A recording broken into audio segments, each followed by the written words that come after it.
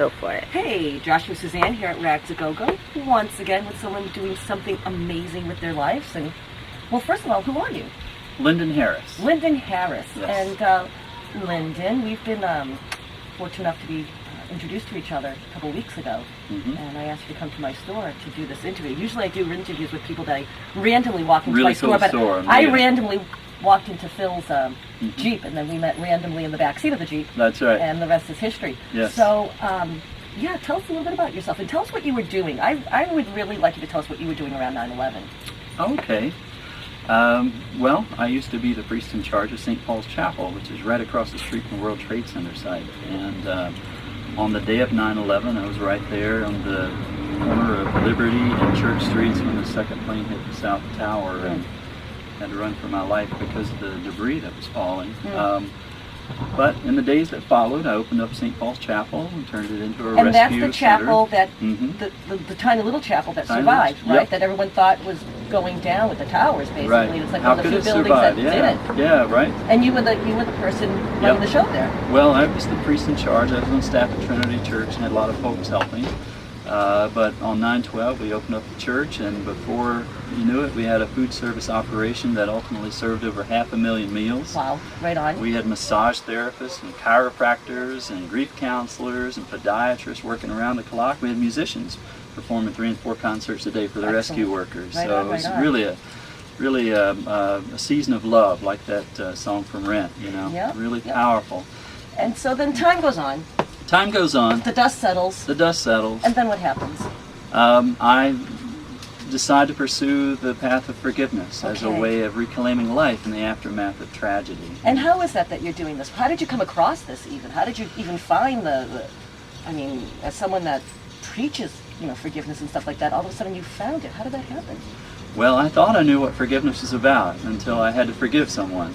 And the story of my life post 9/11 has been a story of forgiveness. I had a lot of issues I had to deal with. I had some conflicts I had to deal with, and very difficult time for me. And then I heard the Mandela quotation that not to forgive is like drinking a glass of poison and waiting for your enemies to die from it. Found out I'd been drinking a lot of poison and decided I didn't want to die. So I researched and studied and prayed about the work of forgiveness and saw it as really the way to create the future. And our bumper sticker for forgiveness in the Gardens of Forgiveness, the nonprofit that I started, is that forgiveness means giving up all hope of a better past. That's interesting. There's nothing we can do about the past, but there's a lot we can do about the future and the present. Now, you just mentioned Gardens of Forgiveness. What is this about? It's the nonprofit I started after I left St. Paul's Chapel, walking through the site, doing last rites on body bags, and smelling the smell, seeing the sights. I kept asking myself, how in God's name do we end this cycle of violence and revenge? And then it came to me little by little that forgiveness was a way to embrace the future. And that, it doesn't mean, a lot of people have issues with forgiveness, totally. I know. I mean, I've had them and other people have.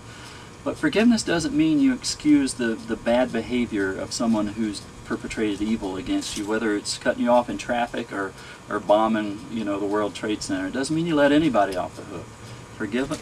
Pursue them and pursue justice. Sure. And not vengeance, though. That's the difference. The energy is totally different. So it just means letting go of the pain of the past and embracing new possibilities for the future. Where are you taking all of this? Wow, we're working in Rwanda. That's one of our big projects right now, in Kigali, Rwanda, with the support of the government there. Right on. Aftermath of the genocide, we have a garden dedicated in Charleston, South Carolina. Cool. Beautiful, beautiful city. You guys all have to go to Charleston. It's so cool. My home state, South Carolina. And I'm getting ready to move to California. We're going to get something started out there. The city of Los Angeles.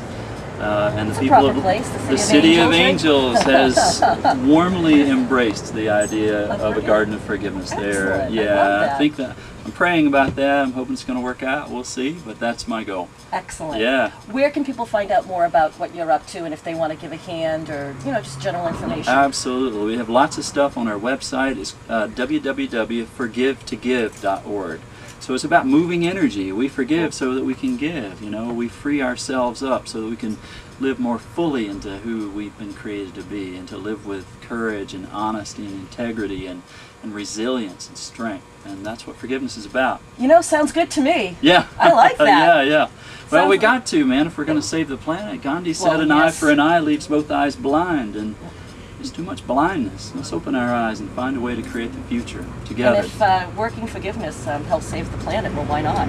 Why not? You know? Right. Okay, guys, whatever it takes, right? Whatever Cool. it takes. Forgivetogive.org. Thank Excellent. you. Thank you. All right. Yay. Bless you. Mwah. Thank you so much. All right, you guys.